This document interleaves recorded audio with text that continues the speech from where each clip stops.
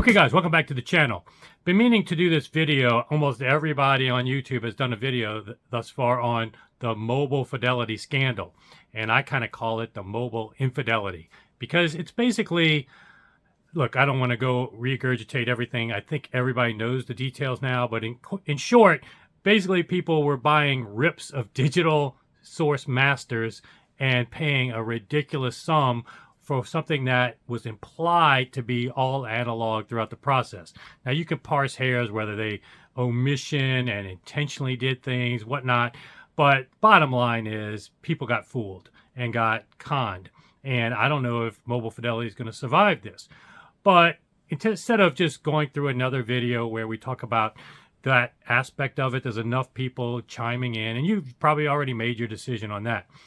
I thought there would be worthwhile video though to talk about the macro takeaways from this issue, because first things first, this isn't the first time that people have fooled people in the hobby and not disclosed things that they should have and overcharged for things.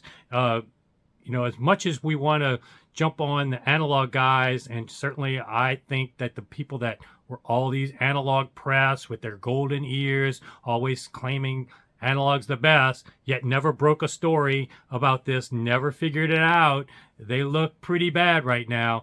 In fact, it was just a store owner that broke this story. So if you're in the press, one of the takeaways is the audiophile press, like I've always said, it's been one of the biggest weaknesses in this hobby and one of the reasons why it hasn't grown, because a lot of these guys are just shills and just, you know, yes men and basically brand ambassadors. They're not really doing their job as a true reviewer and journalist, because if so, and if they had the golden ears they claim, they would have busted this story instead of just a vinyl store owner.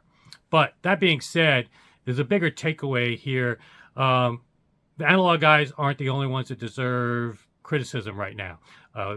Digital guys in the past have been fooled by these upsampling and the different you know, DSD, whether it's been the source or it's just upsampled to different higher res. And in fact, in the video I did with Stanos Davros of Ari Sarat, he touched on this as a macro point of general advice to people. You know, people are being resold their catalog over and over when it's really not mastered any better. And there's no better resolution to some of these. So digital people have been fooled before. Even the analog tape, if you watch one of my videos as well on that, you'll hear Pepe talking about in the install of my friend Doug's MBL 101Es. We played a Patricia Barber tape, and he talks about, if you catch it in the video, where he found out that that was mastered from a digital master, the analog tape. And then there's even bigger ones that I've talked about in the past, maybe in the membership section, I don't remember, but things like Sim Audio, or I think it's called Moon now. They created a surround sound processor that was basically just a repackaged Denon. There have been other brands that have repackaged equalizers and just put them in there.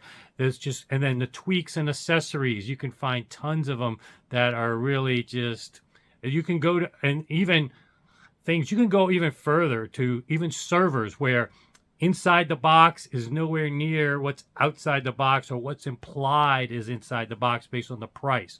So depending on what your threshold of what is a ripoff or fraud or, you know, dishonesty, you can find this throughout history in every element of electronics in this hobby. And so for me, the macro takeaway is, hey, a lot of this is the manufacturer's fault, but in every industry, you're going to find unscrupulous people. It's up to you and us as the industry to hold these people accountable. And all these people that are, in retrospect, saying with the mobile phone, well, you know, it sounds good anyway, I don't care.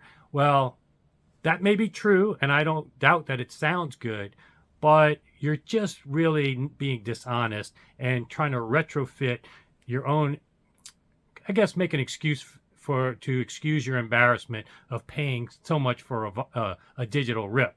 Yeah, it sounds good, but you would have never paid that kind of money if you could have just bought the CD in raw form. I mean, who would go through all the extra inconvenience, cost of doing vinyl? Plus, most people's vinyl rigs aren't even, unless you're using Wally tools and the Kirmu system and a great cartridge and all this stuff, you're probably not getting as good as what a good CD player could deliver from that master to begin with.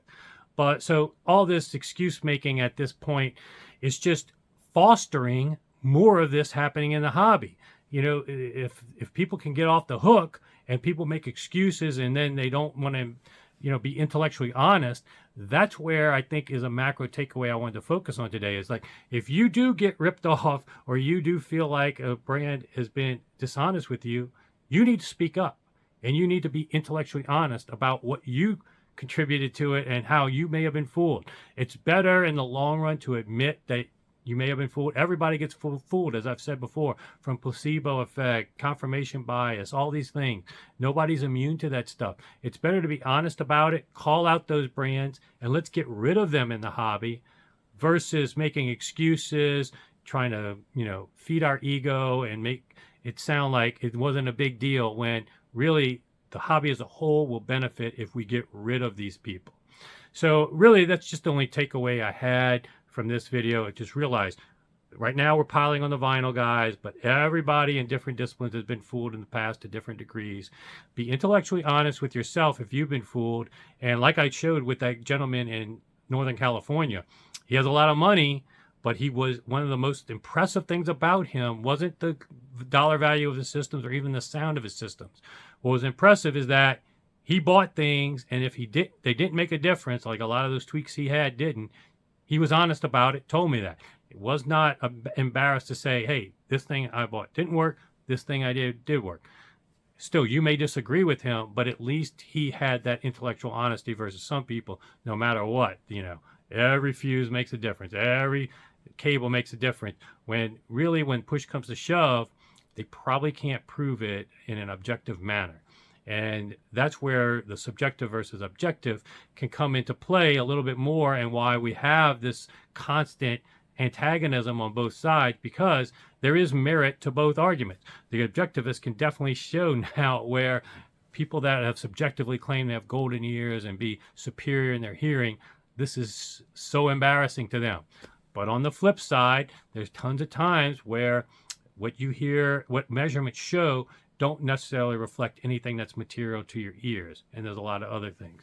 So that's one of the macro takeaways I always try to bring up in these videos, or at least when I can. And this was a good chance to focus on that part of this mobile infidelity scandal. So anyway, guys, sign up, subscribe, and I'll see you back here soon with a lot more cool stuff.